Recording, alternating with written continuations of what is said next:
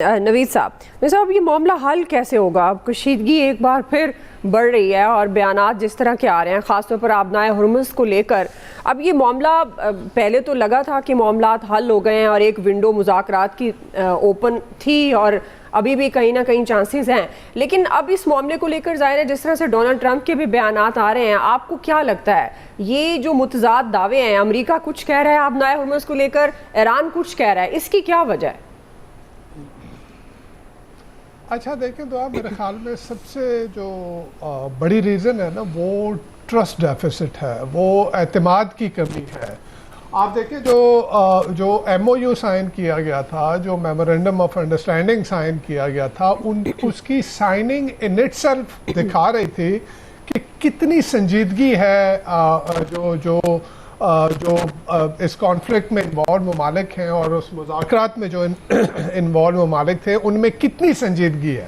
ہمارے پاس تو باتیں یہی آ رہی تھیں کہ جی پاکستان سے بھی وفد جائے گا اور جو ہے وہ سوئٹزرلینڈ میں سارے معاملات بھی طے ہو گئے تھے، اور پھر اچانک سے جو ہے وہ الیکٹرانکلی جو ہے میرے خیال میں دنیا کی تاریخ میں پہلی دفعہ ہوا ہوگا کہ اتنا بڑا معاہدہ اور وہ بھی الیکٹرانکلی سائن ہوا کہ وہ جو پارٹیز ہیں جو مدعی ہیں وہ ایک جگہ پہ موجود ہی نہیں ہیں. تو اس سے سیریسنس کا اندازہ ہو رہا تھا. اور دوسرا جیسے میں نے کہا ٹرسٹ ڈیفیسٹ، تو ایرانی جو ہے وہ ٹرسٹ نہیں کرتے امریکہ کے اوپر، اور ان پرٹیکولر وہ ڈونلڈ ٹرمپ کے اوپر جس طرح کی ان کی پرسنالٹی ہے، جتنے ومسیکل ہیں وہ، جتنے امپلسو ہیں وہ، جتنے ٹرانزیکشنل ہیں وہ، اور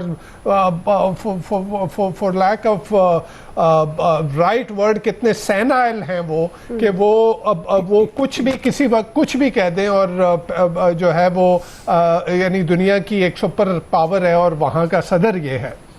تو انہوں نے تو جو اوباما کے ساتھ انہوں نے ڈیل سائن کی تھی 2015-16 میں، وہ ڈیل ٹھیک ٹھاک چل رہی تھی. دیکھیں ابھی بھی جو باتیں اس ایم او یو میں آئیں وہ مور اور لیس وہی باتیں تھیں جو کہ جو اوباما کے ساتھ ڈیل میں سائن کی گئی تھی. ٹرمپ آیا، ٹرمپ نے اس معاہدے سے نکل گیا، ایران کو ایک جواز دے دیا کہ جی آپ دوبارہ انریچمنٹ شروع کر دیں. اور پھر اس کے بعد بھی جو ہم نے دیکھا کہ جو مذاکرات عمان کروا رہا تھا، وہ مذاکرات بھی ایک ایسی سٹیج پہ پہنچ گئے تھے جہاں پہ عمان کے فارن منسٹر نے بعد میں کہا کہ مجھے حیرت ہوئی کہ کیوں جو ہے وہ اسرائیل اور امریکہ نے اٹیک کر دیا. تو ٹرسٹ ڈیفیسٹ ہے، ایران ان کے اوپر ٹرسٹ نہیں کرتا. اور جہاں تک آبنائے ہرمز کی بات ہے، دیکھیں اسٹریٹ آف ہرمز جو ہے وہ ایران کا نیوکلیئر بوم ہے. ایران نے کبھی اس کو یوز نہیں کیا تھا تاریخ میں، اس سے پہلے انہوں نے اب یہ یوز کر لیا. یہ ایک لیوریج ہے، وہ اس کو کبھی بھی اپنے ہاتھ سے جانے نہیں دیں گے. اور جو ٹرمپ کر رہا ہے، ٹرمپ بیسیکلی جو جس طرح سے کنٹرول کر رکھا ہے ایران نے آبنائے ہرمز کو، وہ اس کے کنٹرول کو ختم کرنا چاہتا ہے. اور یہ بھی ایک اسٹریٹجی تھی، جیسے میں نے کہا کہ ایم او یو جس طرح سے سائن کیا گیا اس سے ان کی سیریسنس کا اندازہ ہو رہا تھا کہ وہ کتنے سیریس ہیں. اور پھر اس سے سب سے امپورٹنٹ بات یہ کہ بیہائنڈ دی سین تو چیزیں اور چل رہی تھی.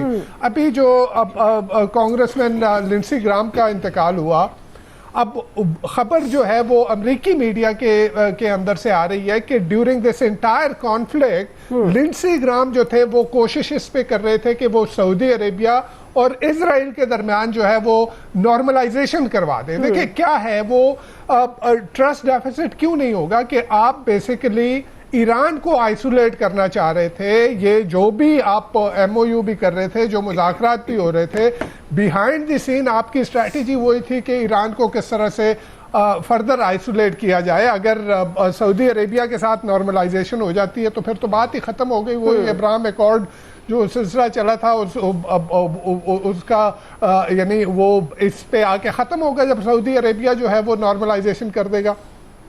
تو یہ ٹرسٹ ڈیفیسٹ اپنی جگہ جب تک موجود ہے تو یہ کبھی بھی یہ مسئلہ جو ہے یہ ریزالو نہیں ہوگا، اور ایران کبھی بھی نہیں چھوڑے گا. دیکھیں عامر صاحب نے اچھی بات کی کہ دیکھیں ایران کے اوپر اس وقت باقی بھی خلیجی ممالک، you a E in particular میں بات کروں گا، اور جو کویت ہے، اور وہ جو بات کرتے ہیں کہ جی ایران کیسے کنٹرول کرے یہ اسٹریٹ آف ہرمز کو. دیکھیں جو इंटरनेशनल जो कन्वेंशन है उसका ईरान सिग्नेटरी नहीं है। जैसे आमिर साहब ने बात की कि बैनुल-अक़वामी कानून है, उसका ईरान ने रेटिफाई उसको नहीं किया हुआ, तो ईरान उसको नहीं मानता। सही।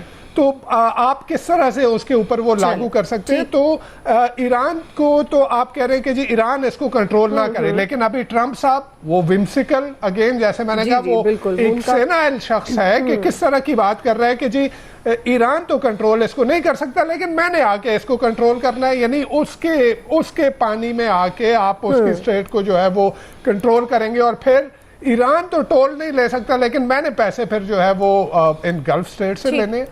तो असल चीज ये है ट्रस्ट डेफिसिट जब तक खत्म नहीं होगा तो ये मसला जो है ये और फर्दर एस्केलेशन के चांसेस होंगे। जी फैसल साहब,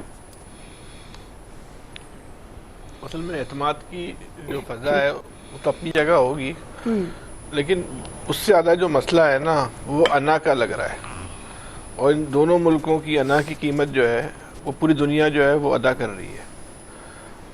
बज़ाहिर ईरान जो है वो अमेरिका की निस्बत एक कमज़ोर मुल्क लगता है, लेकिन वो माशी तौर पे इतना कमज़ोर मुल्क है नहीं। उसने पाबंदियों के दौरान जो है अपने आप को अपने पैरों पे खड़ा कर लिया, जिसकी वजह से उसको ज़्यादा माशी मसाइल का जो है वो सामना नहीं है। लेकिन जो मुल्क मुतासिर हो रहे हैं वहाँ तो बर्बादी की बर्बादी है। अब पाकिस्तान को ले लें, वहाँ लड़ाई होती है, यहाँ पेट्रोल की कीमतें बढ़ जाती हैं, यहाँ स्टॉक मार्केट जो है वो गिर जाती है, जो है आपकी माशी सूरत हाल जो है वो तबाह हो जाती है। अब ये एक जो अखलाकियात होती है, एक जो इंसानियत होती है, ये दोनों मुल्क उसका लिहाज और ख्याल नहीं कर रहे हैं, और इनकी अना जो है ना वो बढ़ती चली जा रही है। अब देखें इस जंग में ईरान की पोजीशन, जिसका आप जिस हवाले से भी जायज़ा लें, वो अमेरिका की निस्बत बेहतर नज़र आती है। अमेरिका एक बहुत बड़ी अस्करी क़ुव्वत होने के बावजूद ईरान में अपने मकासद हासिल नहीं कर सका कि उसका पहला मकसद ये था कि वहाँ की रजीम तब्दील कर दे, वो वहाँ की रजीम जो है वो तब्दील नहीं कर सका, वो ईरान को घुटने टेकने पर जो है मजबूर नहीं कर सका, वो ईरान के जो उसके दोस्त ममालिक हैं उन पर हमले करने से नहीं रोक सका। तो ईरान ने अपनी पोजीशन को बहुत बेहतर किया, लेकिन अब जो ईरान जिस रविश पे चला गया है ये मुनासिब नहीं है, ये अखलाकी एतबार से भी जो है वो मुनासिब नहीं है। अब इसमें पाकिस्तान का रोल क्या है? अब पाकिस्तान जो है जो सालिसी कर रहा है, उस सालिसी की तो पाकिस्तान को कोई बेनिफिट तो नहीं हुआ। अच्छा, जब मुज़ाकरात मुफाहमत हुई, जो MOU साइन हुआ, उसके बाद भी कोई ऐसे आसार पैदा नहीं हुए कि पाकिस्तान को जंग की बंदिश का जो है वो फ़ायदा हो सकता है। तो बेहतर यह है कि पाकिस्तान को भी जो है ना थोड़ा सा एक कदम आगे चल के इस मुज़ाकराती अमल से लाताल्लुकी का ऐलान करना चाहिए। भाई अपने मसलों को है ना आप खुद ही निपटाओ, अपनी जंग जो है वो खुद ही लड़ो। जब आप अपने सालिस की बात सुनने को, अपने हमदर्द की, अपनी खैर ख्वाह की बात सुनने को जो है वो तैयार नहीं है, और आपकी वजह से आपके जो खैर ख्वाह हैं उनकी मुश्किलात बढ़ रही हैं। अमेरिका आपका दुश्मन है ना, जो दीगर ममालिक हैं वो तो आपके दुश्मन नहीं है, लेकिन आपका अमल तो उनके लिए भी मुश्किलात का जो है वो बाइस बन रहा है। तो ये, और अमेरिका तो, वहाँ तो ऐसा लगता है वो ट्रंप साहब जो हैं वो बिल्कुल कहते हैं ना, बहुत ही अगर आप एक बाजारी लफ्ज़ में बात करें तो भिन्ना गए जो उनके साथ हुआ है जंग में। तो उनको तो अब इंतकाम लेना है, उनके तो वो किसी ना किसी तरह उनको ये जंग जारी रखनी है, उनको जंग से भी निकलना है, वो भी समझ में नहीं आता कि क्या करें। और उनको इंतकाम की आग उनके अंदर जो है वो एक जो है ना बिल्कुल एक शोला बनती चली जा रही है। किसी तरह मुझे अपनी बेइज्जती का, जो अमेरिका की बेइज्जती हुई है, कि अब दुनिया में मिसालें दी जाएंगी कि अमेरिका ने जो ईरान का असर किया, अगर दोबारा अमेरिका ने जंग की तो वही उसका अमेरिका का जो असर होगा, तो उसकी तो वो कैफियत है। तो वो भी उस अपनी अना के चक्कर में जो है बाहर नहीं निकल रहा, कीमत वही बात की दुनिया अदा कर रही है। तो दुनिया को इन दोनों मुल्कों को है ना कुछ अरसे के लिए आज़ाद छोड़ देना चाहिए। भाई अब जंग लड़ लो, जब जीत जाए फिर हमें बता देना, फिर बैठ के बात करेंगे, क्योंकि आपकी तो ये बात जो है वो सुनने को तैयार नहीं है। लेकिन जो सालिस होता है ना उसकी बड़ी अहमियत होती है, बिल्कुल दो मुल्क उस पर एतबार करते हैं, तो आप सालिस को इज्जत देते हैं, उसकी बात का मान रखते हैं। आप तो किसी की बात का दोनों मुल्क मान रखने को तैयार ही नहीं है। जब आप मान रखने को तैयार नहीं है तो फिर इनको इनके हाल पे छोड़ देना चाहिए। जी शाहिद हमीद साहब, ये अब कैसे मामला हल होगा, ख़ास तौर पर आबनाए हुर्मुज़ को जो जवाज़ बनाया जा रहा है, बहुत ज़्यादा मुतज़ाद दावे किए जा रहे हैं दोनों तरफ से?